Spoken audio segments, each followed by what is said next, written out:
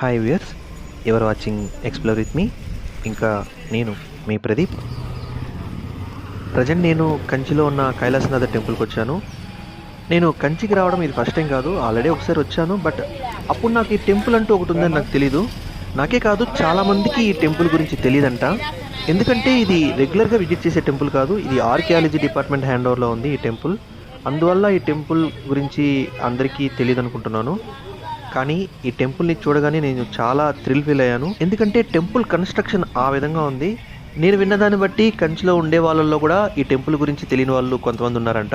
Temple అయితే చాలా old temple, పల్లవుల కాలం నాటి టెంపుల్ ఇది. ఈ టెంపుల్ని 700 CEలో 2వ నరసింహవర్మ నిర్మించారంట. ఈయన్ని రాజరాజ, రాజసింహ, రాజమల్ల అని కూడా పిలుస్తారంట.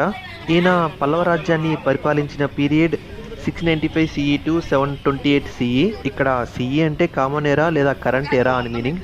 ఈ టెంపులే కాదు, మహాబలిపురంలో ఉన్న షో టెంపుల్ కూడా ఈయనే కన్స్ట్రక్ట్ చేయించారు. ఇవే కాదు, ఇంకా చాలా ఫేమస్ కన్స్ట్రక్షన్స్ ఉన్నాయి ఇండియాలో ఈయన కన్స్ట్రక్ట్ చేయించినటివి. ఇది టెంపుల్ ముందర ఉన్న బావి క్లోజ్ చేశారు చూడండి, వాటర్ అయితే ఇంకా ఉన్నాయి. టెంపుల్ను చూస్తుంటే నాకైతే చాలా వండర్గా ఉంది. వీళ్ళకి ఎలా వస్తాయి ఇటువంటి ఐడియాస్ అని. ఈ డిజైన్స్ చూడండి, స్ట్రక్చర్స్ చూడండి, బాగా థింక్ చేయండి. 7th సెంచరీలో కన్స్ట్రక్షన్ జరిగింది. ప్రజెంట్ మనం ఉన్నది 21st సెంచరీలో. టెంపుల్ కన్స్ట్రక్షన్ జరిగి 1400 సంవత్సరాలు అవుతుంది. కానీ టెంపుల్ చూడండి ఎంత బాగుందో. ఆ టైంలో వీళ్ళు ఈ టెంపుల్ని కన్స్ట్రక్ట్ చేయడానికి వాళ్ళ దగ్గర ఎటువంటి టూల్స్ ఉంటాయి, నాకు థింక్ చేయడానికి కూడా పాసిబుల్ అవ్వడం లేదు. అమేజింగ్ కన్స్ట్రక్షన్ ఇది. టెంపుల్లో ఎక్కడ ఒక్క ప్లేస్ని కూడా వీళ్ళు వదిలిపెట్టలేదు. ఇక్కడున్న ఈ టెంపుల్ వాల్స్కి ప్రతి ప్లేస్లోనూ మనకు ఏదో ఒక శిల్పం కనిపిస్తుంది. ఈ శిల్పం కూడా చూడడానికి నార్మల్గా ఉండదు, అద్భుతమైన డిజైన్స్ ఇవన్నీ. టెంపుల్ కన్స్ట్రక్షన్ జరిగి ఇన్ని సంవత్సరాలు అవుతున్నా టెంపుల్ పొజిషన్ చూడండి ఏ విధంగా ఉందో. ఈ వీడియోని చూస్తున్న మీలో ఎంతమంది ఈ టెంపుల్ని విజిట్ చేశారో నాకైతే తెలీదు. నేనైతే ఇదే ఫస్ట్ టైం ఈ టెంపుల్కి రావడం. వీలైతే వీడియోని ఎక్కడ స్కిప్ చేయకుండా చూడడానికి ట్రై చేయండి. ఓకే, ఇంకా ఈ టెంపుల్ హిస్టరీకి సంబంధించిన ఇన్ఫర్మేషన్ గురించి కొంచెం డిస్కస్ చేద్దాం. ఈ టెంపుల్ని కైలాసనాథ టెంపుల్ అనే కాకుండా రాజసింహేశ్వరం అని కూడా అంటారంట.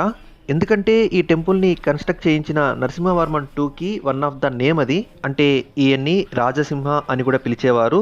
ఈ రాజు తన పల్లవ రాజ్యానికి రాజధాని అయిన కంచిని తగిన విధంగా అలంకరించడానికి ఒక రాజభవనంలా ఈ టెంపుల్ని కన్స్ట్రక్ట్ చేయించారంట. అలాగే ఈ టెంపుల్కి రాజసింహేశ్వరం అని పేరు పెట్టారంట. ఈ టెంపుల్ని మ్యాక్సిమం శాండ్ స్టోన్తో కన్స్ట్రక్ట్ చేశారు, కాకుంటే ఫ్లోర్ లెవెల్లో మాత్రమే గ్రానైట్ని యూజ్ చేశారు. ఇది ఒక డిఫరెంట్ స్ట్రక్చర్ అని చెప్పొచ్చు ఆ టైంలో.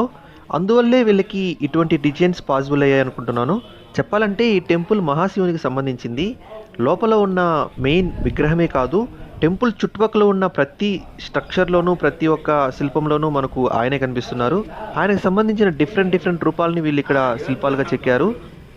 నేను విన్న ఇన్ఫర్మేషన్ ప్రకారం ఈ గోడల చుట్టూ ఉన్న ఈ విగ్రహాలన్నీ చిన్న టెంపుల్స్ మాదిరి వీళ్ళు డిజైన్ చేశారంట. చూడండి, ఇక్కడ ప్రతి డిజైన్లోనూ ఫస్ట్ మనకు ఒక చిన్న టెంపుల్ మాదిరి కనిపిస్తుంది. టెంపుల్ లోపల మనకు విగ్రహం కనిపిస్తుంది. అలాగే ఈ టెంపుల్ లాంటి డిజైన్స్ ముందు మనకు సింహం లాంటి రూపాలు కనిపిస్తున్నాయి చూడండి. ఆ సింహాల రూపాలు కూర్చొని లేదా నిలబడుకొని ఇలా చాలా డిఫరెంట్ టైప్స్లో వీళ్ళు డిజైన్ చేశారు.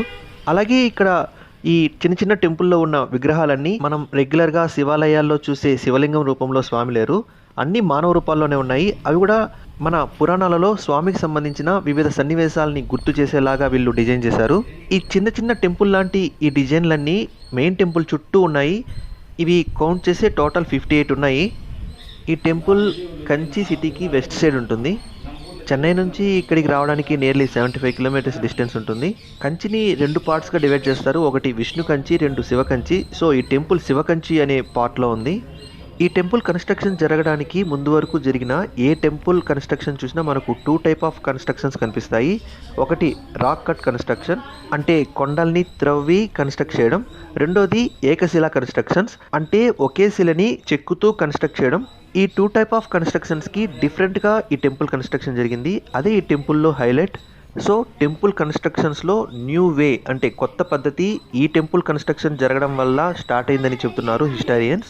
ఇంకా ఇక్కడి లోకల్ పీపుల్స్ నమ్మేదాని ప్రకారం అప్పట్లో యుద్ధాలు జరిగినప్పుడు రాజులు ఈ టెంపుల్లో వచ్చి స్టే చేసేవాళ్ళంట, అంటే సేఫ్గా ఉండేవాళ్ళంట. అలాగే ఆ టైంలో ఏదన్నా ప్రమాదం వస్తే రాజులు తప్పించుకోవడం కోసం సీక్రెట్గా క్రియేట్ చేసిన ఎస్కేప్ రూట్ కూడా ఈ టెంపుల్లో ఉందని చెబుతున్నారు. నేనైతే చూడలేదు, మీలో ఎవరన్నా చూసుంటే కామెంట్ చేయండి. ఇంకా తంజావూరులోని బృహదీశ్వర ఆలయం టెంపుల్ కన్స్ట్రక్షన్కి ఇన్స్పిరేషన్ కూడా ఈ టెంపులే అని చెబుతారు. అంటే ఆ టెంపుల్ని కన్స్ట్రక్ట్ చేయించిన రాజరాజ చోళ వన్ ఈ టెంపుల్ని విజిట్ చేసిన తర్వాతే ఆ టెంపుల్ని కన్స్ట్రక్ట్ చేయించారంట. ఎందుకంటే ఈ టెంపుల్ గర్భగుడి గోపురం తంజావూరులోని బృహదీశ్వర ఆలయానికి సంబంధించిన గర్భగుడి గోపురానికి కొంచెం మ్యాచ్ అయ్యేలా ఉంటుంది. నాకు తెలిసి ఈ టెంపుల్ కన్స్ట్రక్షన్ టోటల్ ఒకే పీరియడ్లో కంప్లీట్ అవ్వలేదు. ఈ టెంపుల్ స్ట్రక్చర్ టోటల్గా ద్రావిడ శైలిలోనే ఉంటుంది. ఇదే ఈ టెంపుల్కి సంబంధించిన డిజైన్. టెంపుల్ 3 పార్ట్స్గా డివైడ్ అయి ఉంటుంది: ముఖమండపం, మహామండపం, ఇంకా గర్భాలయం. ఈ టెంపుల్ ఈశ్వరాలయమే అయినా ఇక్కడ ఈశ్వరునికి సంబంధించిన విగ్రహాలే కాకుండా వినాయకుడు, పార్వతీదేవి, విష్ణువు, సూర్యభగవానుడు, ఇంకా స్కందమూర్తి అంటే సుబ్రహ్మణ్య స్వామికి సంబంధించిన విగ్రహాలు కూడా ఇక్కడ ఉన్నాయి. సో ఇక్కడున్న ఈ విగ్రహాలన్నింటినీ చూస్తుంటే ఈ టెంపుల్ని స్మార్త సాంప్రదాయం ప్రకారం నిర్మించారని తెలుస్తోంది. ఇంకా ఈ టెంపుల్లో చాలా విశేషాలు ఉన్నాయి. అందులో మెయిన్ ఏంటంటే గర్భగుడి చుట్టూ మనకు ఒక ప్రదక్షిణ మార్గం ఉంటుంది. అది చాలా హైలైట్ ఈ టెంపుల్లో. దాన్ని మోక్ష మార్గం అంటారు. కొంచెం సేపట్లో మీకు చూపిస్తాను. నేను లోపలికి వెళ్తున్నాను, గర్భగుడి లోపలికి. ఇక్కడ కనిపిస్తుంది చూడండి ఈ స్టెప్స్, ఇదే మోక్ష మార్గానికి వెళ్ళేవే. ఈ స్టెప్స్ ఎక్కి అక్కడ ఒక చిన్న హోల్ ఉంది చూడండి, ఆ హోల్లో నుంచి మనం లోపలికి వెళ్ళాలి. లోపలికి వెళ్ళి గర్భగుడి చుట్టూ ఒక ప్రదక్షిణ చేసి మనం బయటకు రావాల్సి ఉంటుంది. నేను ఈ వేలో నుంచి వెళ్ళేటప్పుడు ఈజీగానే వెళ్ళాను, కానీ బయట వచ్చేటప్పుడే కొంచెం టఫ్గా ఫీల్ అయ్యాను. ఆ వే మరీ నేరోగా ఉంది, ఇంకా రైట్కి టర్న్ అయ్యి ఉంటుంది. అంటే ఆ వేలు నుంచి మనం బయటికి రావాలంటే కింద పనుకొని ఆ హోల్లోకి వెళ్ళి రైట్కి టర్న్ అవ్వాలి. ఇక్కడ కనిపిస్తుంది చూడండి, అదే వే. సో మనం బయటికి రావాలంటే టోటల్గా పనుకొనే రావాల్సి ఉంటుంది. కొంచెం సన్నగా ఉండేవాళ్ళు ఇంకా చిన్నపిల్లలు ఓకే, కానీ లావుగా ఉంటే మాత్రం ఇబ్బంది పడతారు.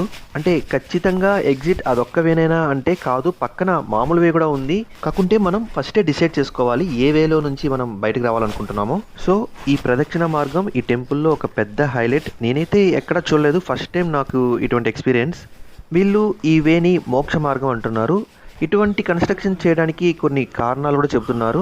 అదేంటంటే గర్భగుడిని స్వర్గంతో పోలుస్తున్నారు. సో మనం గర్భగుడి చుట్టూ ఒక ప్రదక్షిణ చేయడం వల్ల స్వర్గాన్ని సందర్శించినంత పుణ్యం వస్తుందని చెబుతున్నారు. అలాగే ఈ ప్రదక్షిణ మార్గంలో ఉన్న ఎంట్రన్స్ మరణానికి ప్రతీకంట. ఇంకా ఈ ప్రదక్షిణ మార్గం నుంచి బయటికి రావడానికి ఉన్న ఎగ్జిట్ని జనన మార్గం అంటున్నారు. సో ఈ ప్రదక్షిణ మార్గాన్ని ఈ వేలో పూర్తి చేయడం వల్ల మోక్షాన్ని పొందవచ్చు అని వీళ్ళు చెబుతున్నారు. నేనైతే ఈ మోక్ష మార్గంలో వెళ్ళినప్పుడు చాలా థ్రిల్ ఫీల్ అయ్యాను. అలాగే ఎగ్జిట్ నుంచి వచ్చేటప్పుడు టెన్షన్ కూడా పడ్డాను. నాకైతే లోపల స్టక్ అయిపోతానేమో అనిపించింది. ఇంకా గర్భగుడిలో ఉన్న స్వామివారి శివలింగం చాలా పెద్దది, బ్లాక్ గ్రానైట్ అది. శివలింగం పైన 16 కోణాలు ఉన్నాయి. ఇక్కడున్న ఈ నందీశ్వరుని విగ్రహం చూడండి, చాలా వరకు బాగా పాడైపోయింది. ఈ టెంపుల్కి సంబంధించి ఇక్కడ చాలా శాసనాలు ఉన్నాయి. ఇక్కడ కనిపిస్తున్న ఈ విగ్రహం చూడండి ఎంత పెద్దదో.